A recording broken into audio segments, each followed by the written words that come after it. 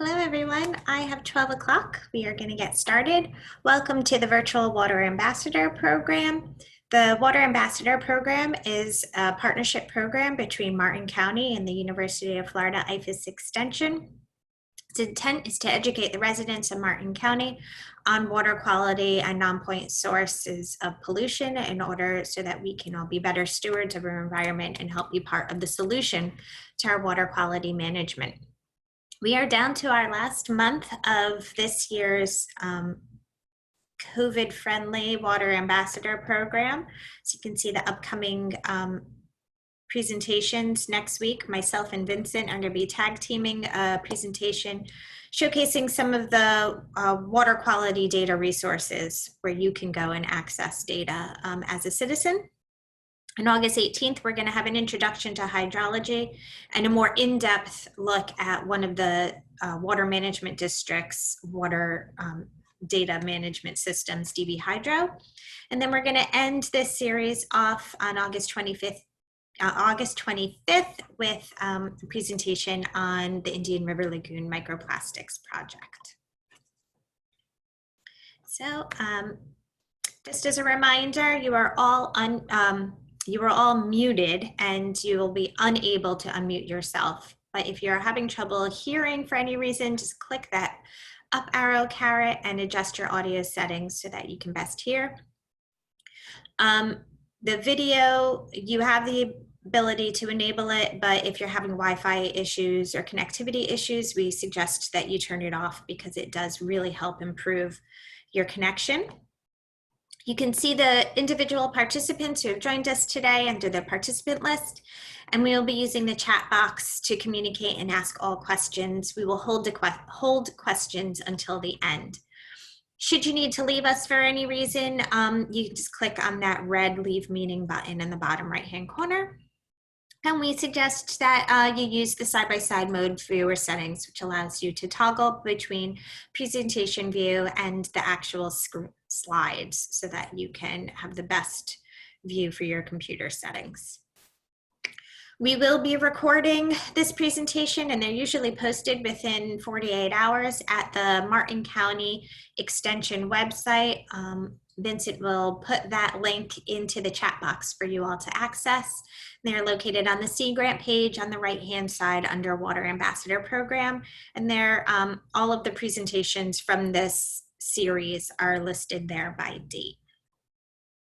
Again, just a reminder that we're going to be using the chat box for questions, so please feel free to use that. And I am pleased to introduce our speaker for today's presentation, Thomas DeLusk.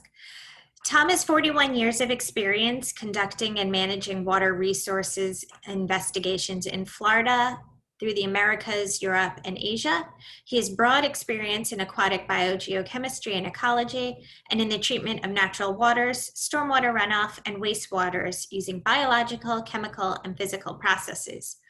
Tom is an internationally recognized expert on the design and optimization of wetland macrophyte and algal-based treatment systems, and has published widely on his research on water quality and water treatment technologies.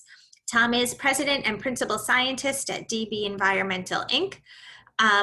He is also a UF alum, go Gators, and I am pleased to have him to present today as he has also developed a lot of the treatment wetlands that we have in Martin County. So thank you so much, Tom, for your willing to present to our the Water Ambassador Group today, and I'm going to turn it over to you.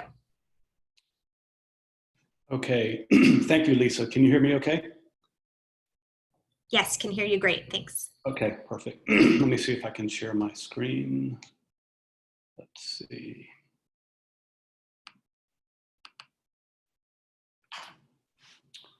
Perfect, okay. We see it great. Got it? Okay, good. All right. Let me see if I can. Okay.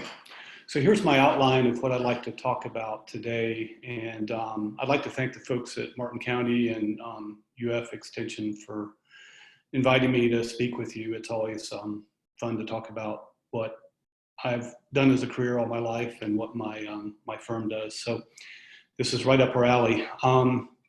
So what I want to do is cover a few topics. They'll be interwoven together a little bit, but I want to talk about the history of treatment wetland use in Florida, the concept of wetlands as a unit process for water treatment. This was an early concept, which actually is pretty useful to understand even now. I'm going to talk a little bit about the role of vegetation and the performance of treatment wetlands, and speak a little bit about South Florida's stormwater treatment areas. Those are really the biggest treatment wetlands in Florida, in the US, probably in the world. A pretty interesting project and very successful project.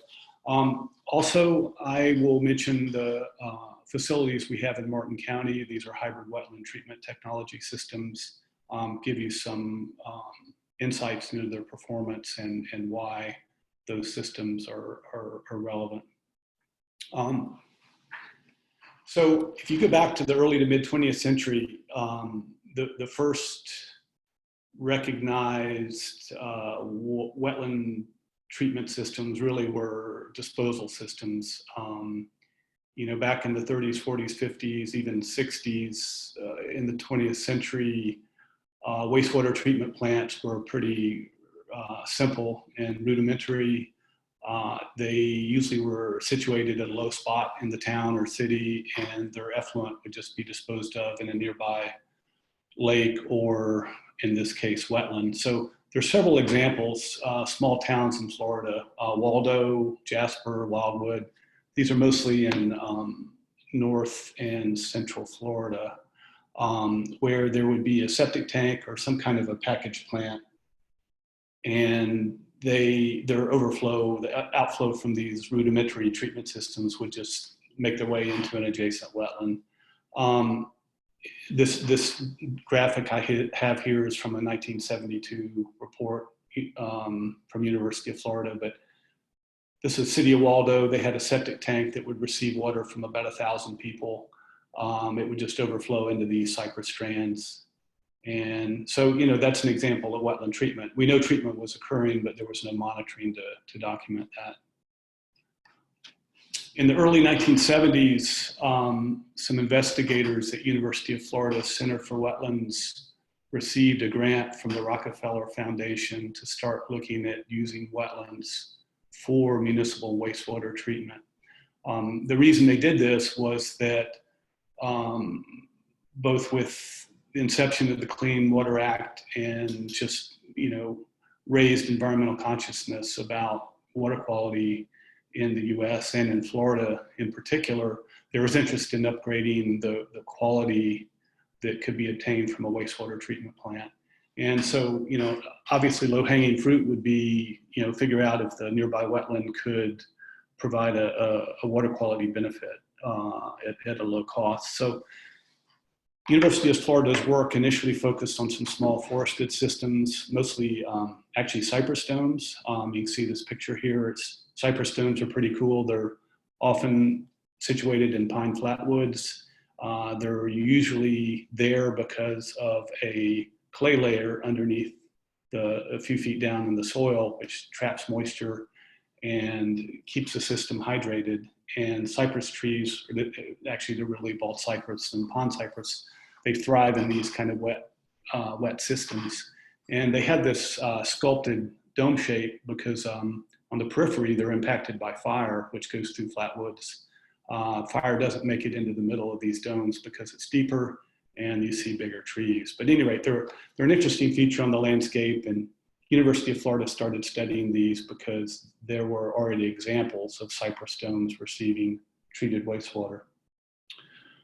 I want to bring up some terminology, just some of these parameters are relevant, more relevant than others, but just to be aware of it. When you consider wastewaters, there are a number of constituents of concern. You know, usually you think about suspended solids in wastewater. Also, there's something called oxygen demanding substances, and the wastewater folks, treatment folks tend to use a term called BOD, biochemical oxygen demand, to define that. And what that is, if you could picture taking a bag of lawn clippings, grass clippings, and dumping those in the Indian River, for example, one of the first adverse effects you might see is it's not necessarily the nutrients contained in those grass clippings, but basically microbes would attack those grass clippings and start breaking them down, and they would suck up oxygen in the nearby environment. And that would exert an oxygen demand. So an oxygen demanding substances typically is not a good thing for an aquatic ecosystem. Obviously, then there's nitrogen and phosphorus, nutrients that, certainly almost everybody's heard of. They occur in lawn fertilizer and in stormwater runoff and in, obviously, municipal wastewater. University of Florida folks also studied potential impacts to the ecosystem. And just in a nutshell, their research in the 70s was real promising. They showed that there was, in these cypress domes that received marginally treated wastewater, that they were providing effective TSS and BOD removal, quite good nitrogen and phosphorus removal. And they made a few observations which are pretty interesting and still relevant today, 40 years later, 50 years later, that nitrogen removal was really effective, particularly when the form of nitrogen coming in was in the form of nitrate as opposed to some other form like ammonia.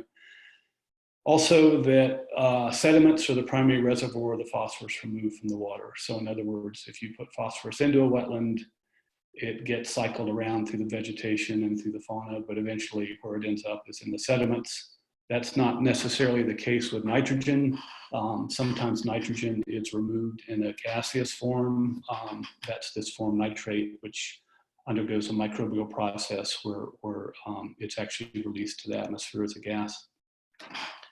The other thing they looked at was, this wastewater going into these domes, was it causing a problem, to the ecosystem? And really the answer was more or less no. What they found is domes and cypress strands that receive wastewater effluent. The trees grew faster. That's pretty obvious. They're getting fertilized. Often there was a cover of duckweed on the water surface. And these photos aren't that great. They're 40 years old, but top photo, you can see the water in this cypress strand is very tannic looking, but it's open water. And then down below, you see the water is covered with something green, and that is duckweed. So domes and strands that received wastewater often would get a dense growth of duckweed. And occasionally mosquitoes would proliferate in these domes that received wastewater. That was, usually there are enough fish in there to take care of the mosquito larvae. And when you get duckweed growing, that does impair fish, but it also impairs the oviposition by the female mosquito. So in general, everything looked pretty favorable from this research in the 70s.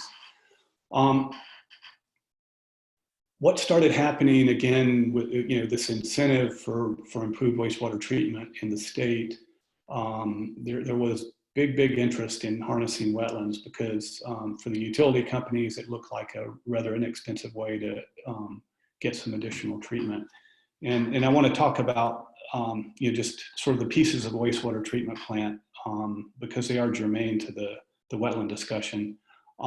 Primary treatment, and that's the most rudimentary type of treatment you can do. It's comparable to a septic tank, comparable to a primary clarifier in a wastewater treatment plant. And if you can see my cursor, these are covered clarifiers, but you're basically settling out the solid material. And in the old days, the effluent from these clarifiers would just be discharged to the environment. Nowadays, there's much more treatment on the back end. And the next level you get to is secondary treatment, which looks typically like this, big open vessels that have air blowing through there. And there's a lot of microbial activity to break down more biochemical oxygen demand and to do some nitrogen and phosphorus removal. And then the final level of treatment is tertiary treatment, which in this case takes place in these structures, which was chemical addition for this particular treatment plant.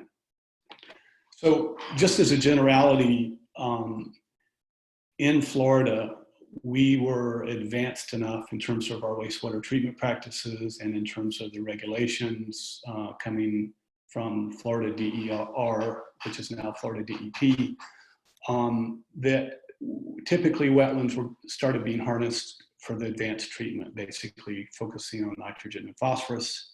Other parts of the world, even true today, Europe and Asia, treatment wetlands commonly are employed for secondary treatment. So in other words, BOD and solids removal. So treatment wetlands began to expand. It looked like a useful tool for utilities, for example. And in the 1980s, two big facilities were built in Central Florida, Orlando Easterly. It's called the Orlando Easterly Wetland. That was 1,300 acres. Orange County Eastern Service Area, 340 acres. And the folks at St. Johns River Water Management District built a marsh treatment system on Lake Apopka. I won't be talking about that in detail, but basically the goal of this was to recirculate Lake Apopka water through the system, remove the phytoplankton, the algae in the lake water, and then shoot it back into the marsh. And that system is still operational. So Orange County system was interesting. They called it the Eastern Service Area, 340 acres. It treated water from, there's a wastewater treatment plant off the top corner of this slide, which you can't see. It's a regional water reclamation facility, and they needed supplemental nitrogen and phosphorus removal. So they had a couple of wetlands adjacent to the plant, actually this parcel here and this parcel here. The rest was pine flatwoods. So they actually created a couple of wetlands and bolted those on to or plumbed them into the natural wetlands and created this treatment train with the water eventually going into the little Econ River. And this was brought online in the late 1980s. It was interesting in that this was the first attempt to sort of create a wetland for water treatment as opposed to just harnessing something that's already there. They scraped down these pine flatwoods adjacent to the wetlands, created a couple of different hydro periods where they had different depth zones and planted a lot of vegetation. And back then it was, and still is true, there are a lot of interest in having diverse communities in terms of the flora, and the thought would be there would be improved water treatment if that's the case. This was an interesting project, though, also heavily monitored by the University of Florida, both vegetation and soils. And of these 13 species that were planted, very few of them actually survived the long term. A couple of species came in and became dominant, and it was sort of a lesson learned that you can plant stuff in a wetland, but that doesn't necessarily mean it's going to stay. It'll be controlled by hydro period and nutrient loading and things like that. That wetland, let me back up, it evolved over time and it's still operational. It's basically all forested. So this was a created wetland, this was a created wetland. Eventually the trees took over and all of this is a forested wetland. Another wetland in Orlando, this is operated by the city of Orlando as opposed to Orange County. This was also constructed in the late 1980s. It's now known as Orlando Wetlands Park. It's quite big. It was the biggest at the time and the biggest wetland in Florida, treatment wetland for a long, long time. 1,300 acres. This was built on ranch land, on a pasture. And it was built as a marsh with herbaceous plants rather than trees. So instead of having cypress trees, it was dominated by things like different types of herbaceous species like cattail and bulrush and things like that. Again, the goal of this wetland was to provide advanced treatment, nitrogen and phosphorus removal of effluent from Orlando's Iron Bridge Regional Water Reclamation Facility. And one interesting aspect of this facility was that the wastewater treatment plant was a long way away. It's about 20 to 30 miles west of here. They built a very big pipeline to convey water. It's big enough to convey 40 million gallons a day. Comes into the wetland right here. Water can go through several flow paths, northern, central, southern, and it is treated before it discharges here and eventually goes into the St. Johns River. This was built in the 1980s. It's still operational. It's actually my favorite wetland in Florida. It's now called the Orlando Wetlands Park. The folks that run this place are really, really capable, and in terms of, providing a nice park setting as well as providing a very functional treatment wetland. And here are a couple of pictures of it. This is the marsh-like setting you see in the wetland. This is actually during construction. This is the end of the terminus of the pipeline coming from the Iron Bridge treatment plant. Water bubbles up. It actually, when it's operational, it looks just like a spring. And in fact, in more than one occasion, college students from UCF have come out here at night and had, coolers of beer and floated around in this water. It's actually warm too, because it's coming from the treatment plant, not knowing that what they were bathing in was wastewater, although, it was treated to a certain extent and also chlorinated. So probably no one's lives were in jeopardy, but it is an interesting thing to find out after the fact. The Orlando wetland has been a super successful project, probably more so than the forested parcel run by the county I showed you, for a couple of reasons. One is this was built as a marsh, and when you have a marsh as opposed to a forested system, that lends itself to a lot more management opportunities. In this case, you can see some burning of the cattail in the Orlando system. The vegetation is burned periodically in the system, which helps thin out the dead material. Soils that accumulate over time, especially in the front end, which are nutrient enriched. These are probably every 10 years or so are scraped out and put in an adjacent pasture. So the ability to manage both vegetation and soils is important for long-term sustainability. And like I said, this has been operational for over 30 years and doing a really good job. You can see the effect of burning 3 days after a burn. These are cattails, and you can see 2 months after a burn. And as you might expect, there's a flush of nutrients exported when you burn a bunch of cattails, but these areas that they burn, they have those offline during the burning period, so there is no or minimal export of nutrients. I want to show you a little bit of data. This will be relevant when we look at some of the other systems. Again, this is OEW, the marsh system. This is Eastern Service Area, the forested system. I just picked a 5-year period out of the long operational period for these systems. But you can see, phosphorus is coming in about 200, a little over 200 micrograms per liter. The OEW, the marsh system, did a little bit better than this one.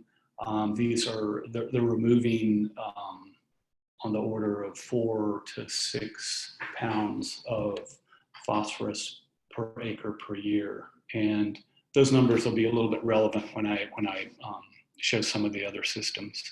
But basically, they're doing a pretty good job. For example, OEW, I think it's got a permit limit of say 120 or so they're well within that. This system, don't recall the permit limit, but it's plodded along and done pretty well. But because it is forested, it's been more difficult to manage. In the 1990s, there was a big shift. More municipal wastewater treatment wetlands came online. I think the biggest one, Bayou Marcus, this is out in the Panhandle, Escambia County. So these are all systems and then there were miscellaneous small ones that added up to another 1,000 acres or so. But you can see that,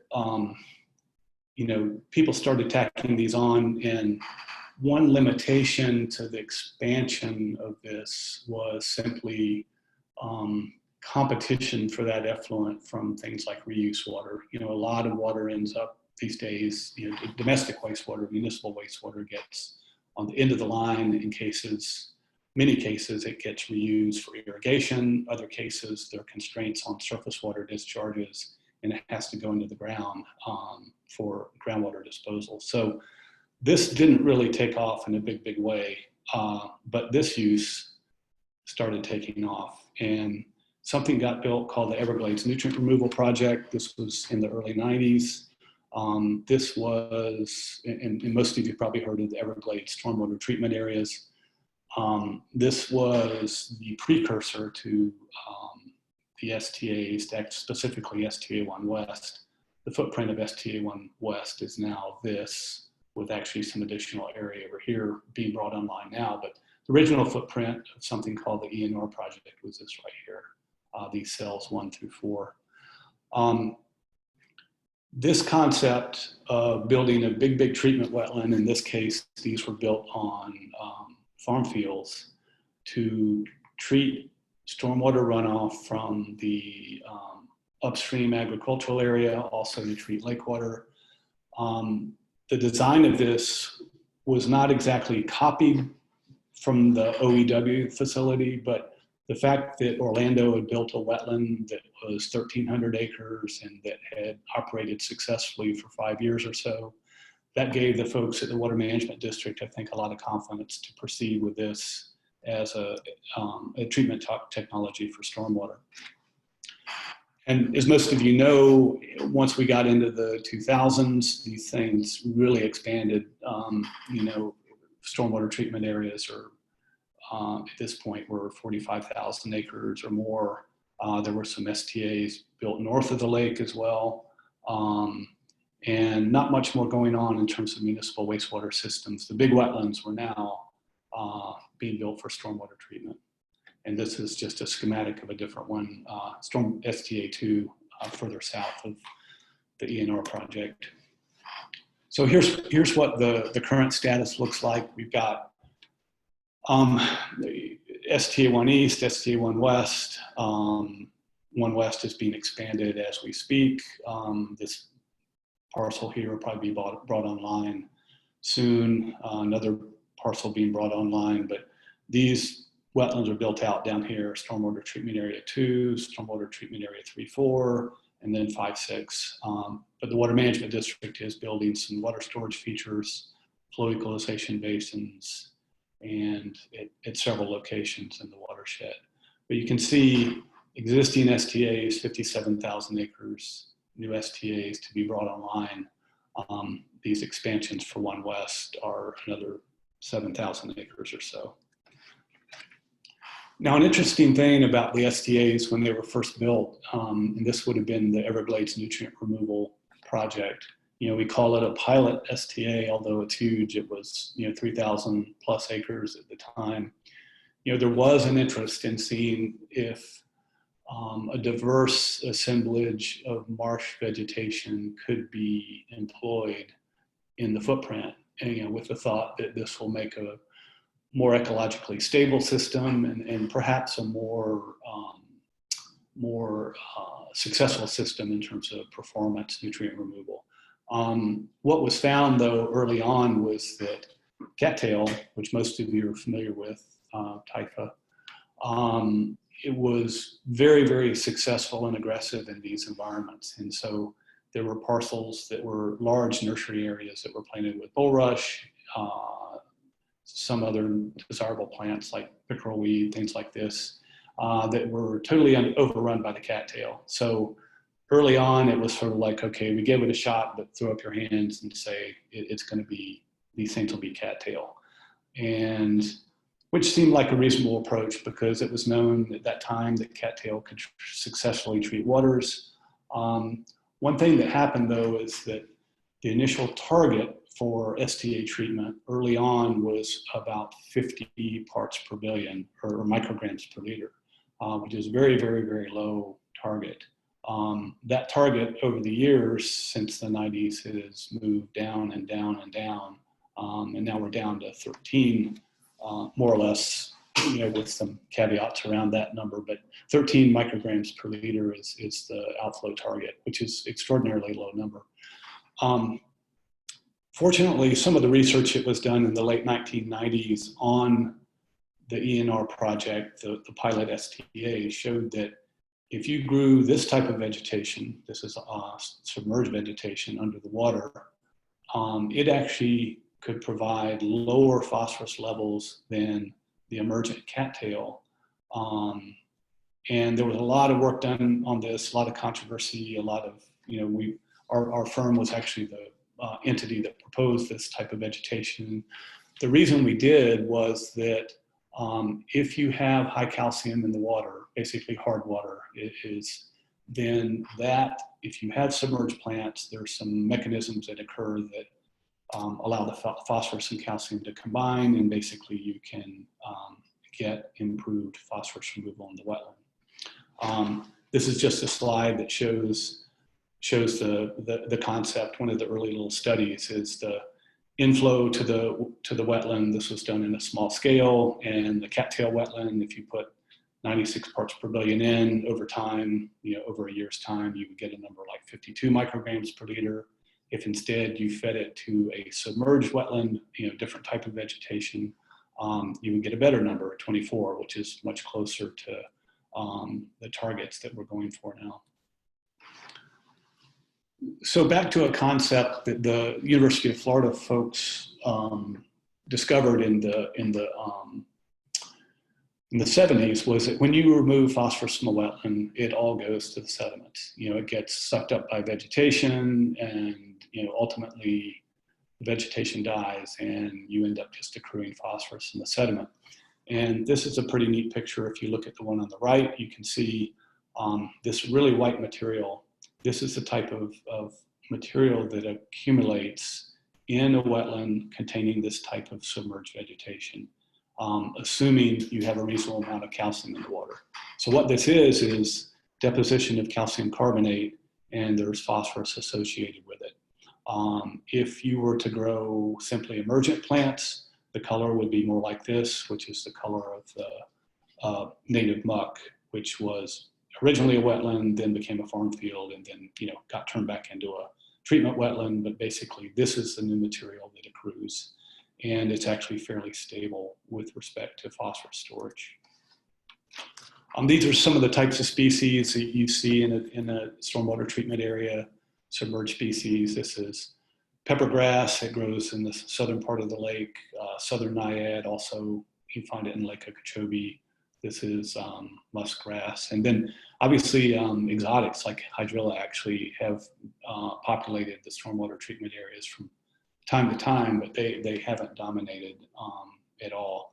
They have presented some problems. For example, we learned early on that some of the cells that were dominated, big wetland cells, like this is cell, the northern flow path of STA1 West, very big wetland, about 2,000 acres, totally covered with hydrilla and a few other species, and this tended to top out. When the hurricanes of 2004 hit, this kind of phenomenon occurred. No one was out there to take the picture, but I guess Ken Langland of UF was on Lake Toho in Central Florida, or knew somebody who was on the lake shoreline and could see these are submerged plants, being blown through the air, essentially lifted from the water and blown around. This kind of thing happened in the stormwater treatment areas. So since that time, the water management districts had a lot of really good insights and approaches for protecting these kind of communities. These are submerged communities in these large compartments here that are probably each 50 acres or so, and they're protected by a grid of emergent vegetation. So in this type of wetland, water is actually in this wetland flowing in this direction. In this type of wetland, the thought is the submerged vegetation is doing a lot of the heavy lifting as far as water treatment, but the emergent vegetation is doing a good job of protecting these communities from tropical storm activity, for example. So how have the STAs done, the Everglades STAs? It's, you talk to people about them, and some people think they're doing terrible, some people think they're doing great. I'm kind of with the camp that they're doing really well, because it's a pretty remarkable ecological engineering project, 50,000+ acres of treatment wetland. Managing vegetation, as you can see from the earlier slides, is a challenge due to the scale. And I'll show a few more slides that highlight that. But in general, these have been remarkable in terms of treatment. They've For example, 2019, the last full year of data I have is TP removal averaged 82%. One of the stormwater treatment areas got down as low as 12 micrograms per liter on the outflow. Again, a very, very low number. 8 pounds of P per acre retained in the wetlands each year, which, you know, that actually compares very favorably to that slide I showed earlier of the municipal treatment wetlands in Central Florida area. They're receiving, they're only getting down to, you know, numbers like 80 or 120 micrograms per liter on the outflow. And these systems are getting quite a bit lower and still removing, you know, at a really nice mass removal rate. I do want to mention nitrogen removal it's tough for these systems, largely because of the form of nitrogen coming in. It's not necessarily in a form that's really amenable to wetland treatment, not necessarily very bioavailable. So, you know, the long period of record average, I think nitrogen removal is about 38%. And typically the lowest that these systems have got down to is about 1.3 milligrams per liter, which is parts per million. Again, we're talking phosphorus, we're talking parts per billion or micrograms per liter. So there's a number of reasons why the stormwater treatment areas provide differing performance. If you look at this graphic here, this is the outflow from all of the stormwater treatment areas. And you'll see gradually they've been doing better and better and better. We got to 2017, that was a good year, or up halfway through 2017. Unfortunately, we got hit by Hurricane Irma. There was an earlier tropical storm that pushed a lot of water through the systems, and some of the systems were resilient and did fine. This is STA 3-4. This is STA 2, the yellow dot. It was almost to the target, bumped up to here, largely due to vegetation damage in a couple of the cells. And when vegetation does get damaged, it takes a long time to bring these back. It's not an instantaneous thing. This is STA 5, further out west. It succumbs to periodic dryout, which, as I'll note in a few more slides, is also problematic for phosphorus retention. So, you know, I mentioned that, you know, I think this is a really, the Everglades STAs have been really successful for a couple of reasons. They face some pretty big challenges that many people aren't really aware of. And one is that, you know, flow arrives in pulses. And obviously, this is related to volume of rain events in the basin. And it's very difficult when you push a lot of water through these STAs to maintain control over the water depth. This is particularly problematic in the inflow region because as water goes through these flow paths, which are several miles in length, the vegetation creates some hydraulic resistance, and you end up backing water up in the front end, and you can get excessively deep conditions. And I'll show you a slide in a minute that shows the outcome of that. Also dry season conditions. You know, if this is a stormwater treatment system, when there's rain, there's water. When there's no rain, there's no water. And if these things ultimately dry out, which can occur, you can compromise the health of the vegetation as well as dry out the sediments, which in turn can cause a release of phosphorus. Another thing that, you know, a lot of people don't think about is that, you know, a treatment wetland, I got into this business from the municipal wastewater side. I still think of them as a unit process. They're a tool for treating water, and they can do some things good and other things less good. And that's kind of the bottom line when it comes to water treatment. So it turns out there can be favorable or unfavorable ancillary chemical constituents in the water that can influence the treatment wetland performance. A good example is presence of calcium, which the Everglades stormwater treatment area are very fortunate to have in the water coming in, enhances phosphorus removal. If there was no calcium in that water, phosphorus removal performance would be much, much, much worse. The other thing is there is no upstream treatment process such that you might have in a municipal wastewater treatment plant to control the speciation of N or P to maximize wetland performance. For example, I mentioned that these STAs remove about 38% of the incoming nitrogen. If you had an upstream unit process that could convert all of the nitrogen to nitrate, that'd be called a nitrification process. It would greatly enhance nitrogen removal. We'd be up around 80 or 90%, but that doesn't exist because this is water just running off the land going into a wetland. I mentioned a few things about challenges for the STAs. Here is a photo on the bottom, stormwater treatment area 3-4. I think this may have been in 2007 or 8. You can see this should have been the wetland. It contained this type of vegetation, but it dried down. You can see the alligator tracks going to deep water. Basically, there is no vegetation left to provide treatment, and if the soils dry out enough, they can liberate phosphorus when they rehydrate. And this was just simply caused by lack of available water in the watershed. I also mentioned water depths being an issue in the front end. This was a lesson learned in Stormwater Treatment Area 1 West in 2000. You can see these inflow cells. The pink is actually emergent plants, it's cattail, and the open water areas plus this down here have submerged vegetation. This is a couple of aerial photos that show what can happen when you get a big pulse of water and these cattails actually started floating.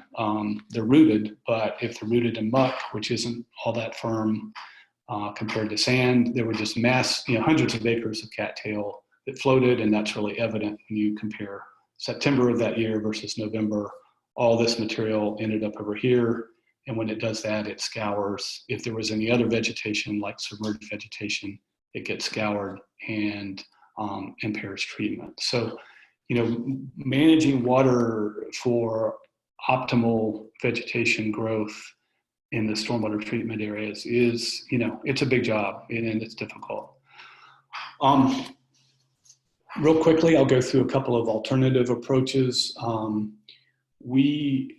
Probably 15 years ago, we were looking at treatment technologies for north of the lake, which is a more problematic environment than south of the lake for treatment wetlands. There's in general, less water available in dry season, typically less calcium in the water. So we decided that it would be useful to create a hybrid wetland where you had a chemical treatment front end, and couple that with a back end with some wetland unit processes. So this is a facility that's in Martin County. Funding for this came from Florida Department of Ag and Consumer Services. We built a pump station on the edge of Bessie Creek, and this is a creek that feeds into the St. Lucie River. This is west, this is east. Essentially, we tapped into Bessie Creek, built more or less a chemical treatment front end, which has a few optimized components to it to try to minimize chemical use. And then we run it through some back end emergent, floating, and submerged communities. And in this case, this goes through an existing mitigation wetland and then back down into Bessie Creek. And this is Citrus Boulevard, just to orient you. Phosphorus and nitrogen removal, I just want to show you a little bit of data. This is the past 4 years or so. Point out something first on nitrogen. This is interesting. I mentioned the stormwater treatment areas in the Everglades, they get about 38% removal. We're in the 50s, close to 60%, so that's good. The other thing is that, we can remove nitrogen to a lot lower concentration. Again, the lowest the Everglades stormwater treatment areas get to is about 1.3 milligrams per liter. We're down around 0.6 or roughly half of that. So these things work really well for nitrogen, again, depending on the inflow chemistry compared to just a conventional treatment wetland. Phosphorus, we can do a pretty good job in this case, getting down to roughly 13 micrograms per liter in a recent year. And the mass removal per unit area obviously is much higher, in this case about 50 pounds P per acre per year. Compare that to the other treatment wetlands I mentioned, which was right around 8 pounds P per acre per year. Obviously, this is something you do if you're more land limited, if you had available land and the water chemistry was good. You know, a conventional treatment wetland might make more sense. But if you're area constrained and plus you're interested in getting nitrogen to low levels, this is an alternative approach. We have another one we built at Danforth Creek, and this is just south, basically, of Bessie Creek. Danforth Creek comes into a large phase 1 STA, which was built by the county several years ago. Water goes to St. Lucie River. They were going to expand their phase 1 STA, but they kindly offered us the parcel here to build one of these systems, again, funded by Florida Department of Ag and Consumer Services. So we're treating the water here. So water getting to the St. Lucie River through from Danforth Creek gets partially treated here and also partially treated here and then recombined and down to the St. Lucie River. And these are some of the unit processes. We have a building for coagulant storage, and then, you know, these pieces are just the front end of the chemical treatment system. These pieces on the back are to filter out any particles that escape from the chemical treatment and also provide some nitrogen removal on the back end. And again, real similar data, actually a higher mass removal rate. This is a smaller facility, 8.5 acres. The Bessie facility is about 18.5.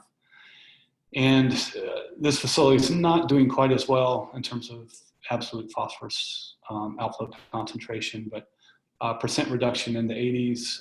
The Bessie facility has a little more wetland on the back end, and we usually get in the 90% range there. But again, good numbers for nitrogen coming out of the system. Okay, just a quick synopsis. So I went through a lot of things, but these are maybe the take-home points. Wetlands, mostly forested wetlands, existing wetlands, served as disposal sites for primary treated municipal effluents in the early to mid 20th century. So water would be collected, put in a septic tank or that kind of low-tech system. The water that bubbled out of that would go into a ditch and then go into some wetlands, and that was sort of the original wetland treatment for the state. University of Florida scientists, really a strong group of people back then in the 70s,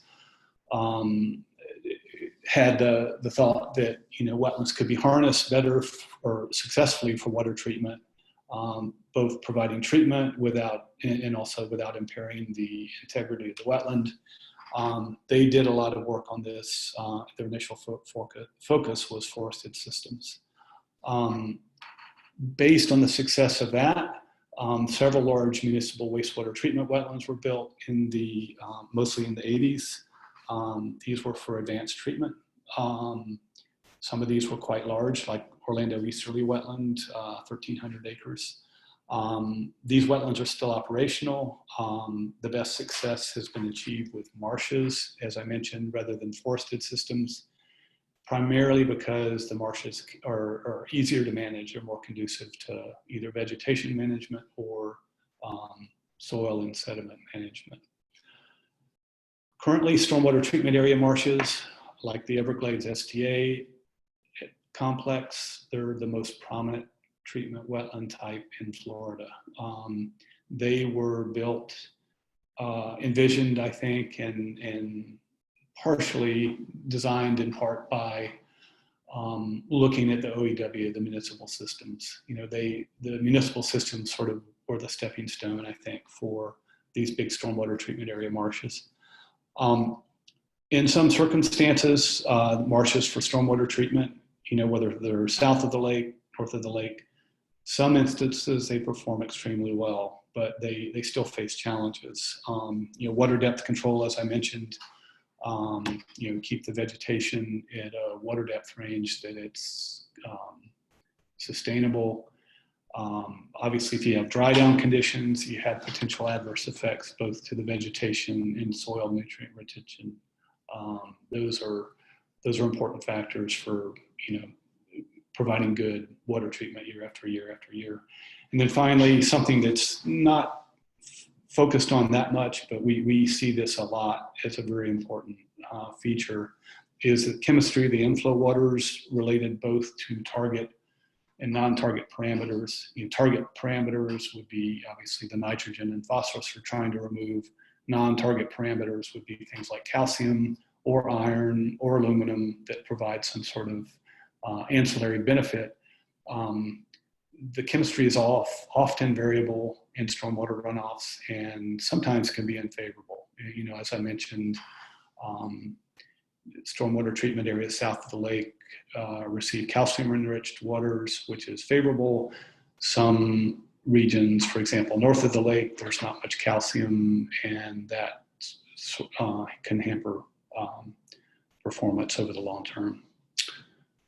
And that's all I have, and I'd be happy to entertain questions.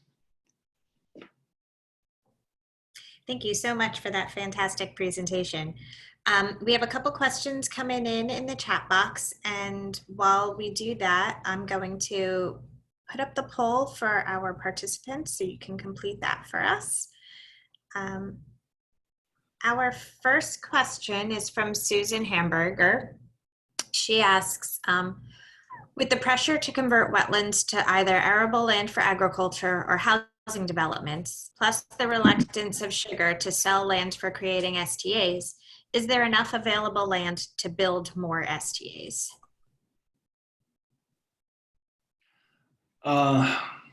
Well, there's good news and bad news. I think good news is with the expansions that are currently underway south of the lake, I think we're in a pretty good place as far as the needed wetland footprint. And these aren't online yet; they're being built, and there's always a delay because you build these things and then you hydrate them, and then it takes several years for them to be vegetated and to sort of get in line in terms of how they're going to perform for the long term. But we are very, very close, if not there, to the required treatment area north of the lake or south of the lake. North of the lake, I would say that's a totally different story. There's a huge amount of phosphorus north of the lake coming from all sorts of land uses. There's probably not enough land available, period, ever, to use wetland treatment in an area like that to treat all the water that needs to be treated. That's actually one reason we moved towards this hybrid system, which is, if the footprint isn't there and is never going to be there, other technologies have to be brought to bear. Great, thank you. The next question is, what is the source of calcium south of the lake? Well, it is actually the farms. When water goes into the EAA, you have, 2 feet, sometimes 3 feet, sometimes more of muck. And underlying that muck soil, that was originally laid down by sawgrass marshes, pond apple marshes, whatever. Underneath that is lime rock.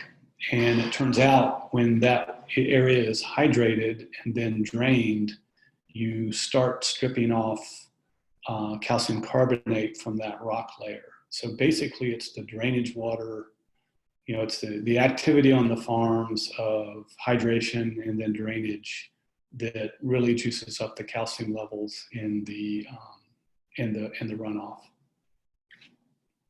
Thank you. Vincent asks, how resilient are these systems to less predictable precipitation events due to climate change? And are future plans incorporating this influence? Yeah, great question. If everything we see is if you have a treatment wetland and you want it to work well on the long term, you really need to keep it wet.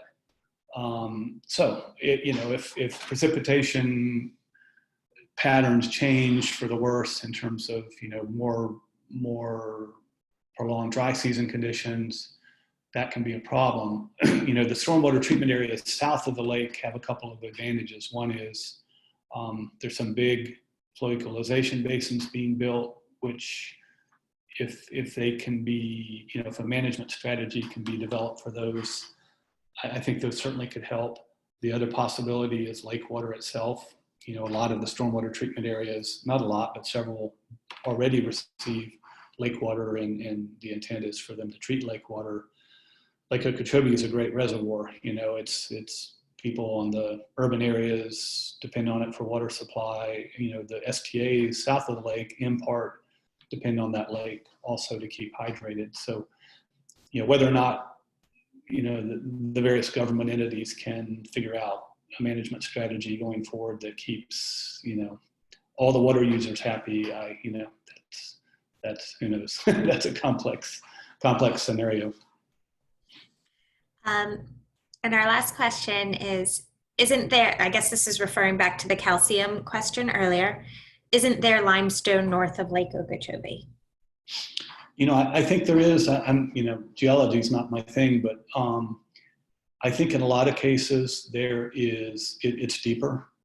And, most of the wetlands we deal with north of the lake, they're basically surrounded, it's sandy soils. And I don't think you have my gut feeling is depth of limestone is the key. It's very shallow south of the lake, and I suspect it's deeper with a different soil type, less organic soil, which would, sand overlaying the limestone wouldn't create the same type of microenvironment to encourage low pH conditions to dissolve limestone. But south of the lake, that native muck, as organic matter decomposes, you end up with respiration, which knocks down the pH, which, increases dissolution of the rock. So I think there's like biogeochemical sources or factors at play, as well as, different geology. Excellent, thank you. That's the last of our questions, and we're nearing on 1 o'clock. So I want to say thank you so much for your fantastic presentation and for your willingness to present the Water Ambassador series. Okay, sure, it was my pleasure. Thank you.